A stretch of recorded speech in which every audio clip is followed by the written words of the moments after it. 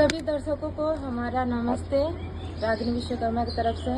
और आज पहली बार हम कनकोट देवी मंदिर पर आए हैं अपना छोटा सा भजन सुनाने आप लोगों के बीच में। तो आप लोग प्लीज अपना आशीर्वाद प्यार जरूर दीजिएगा। आइए शुरू करते हैं।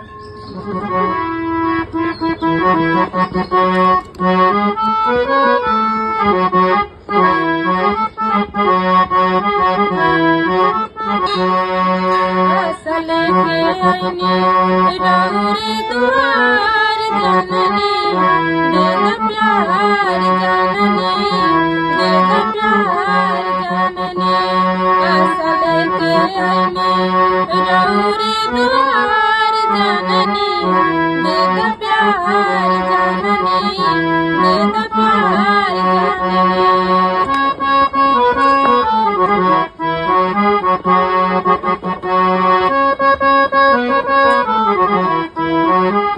चुनी चुनी बगिया से फुलवाले रच रच फुलवा से हरवा बनवानी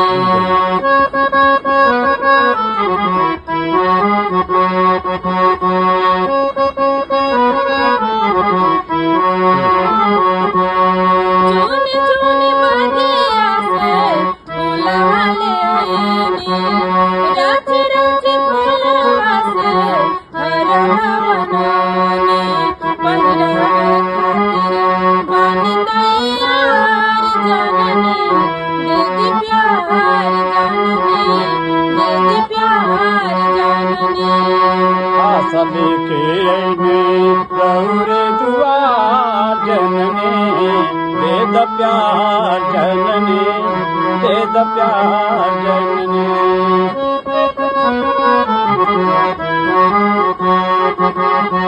माई बनाइले बुआ बन जोगिनिया जब तक करत रहब तोहर चरनिया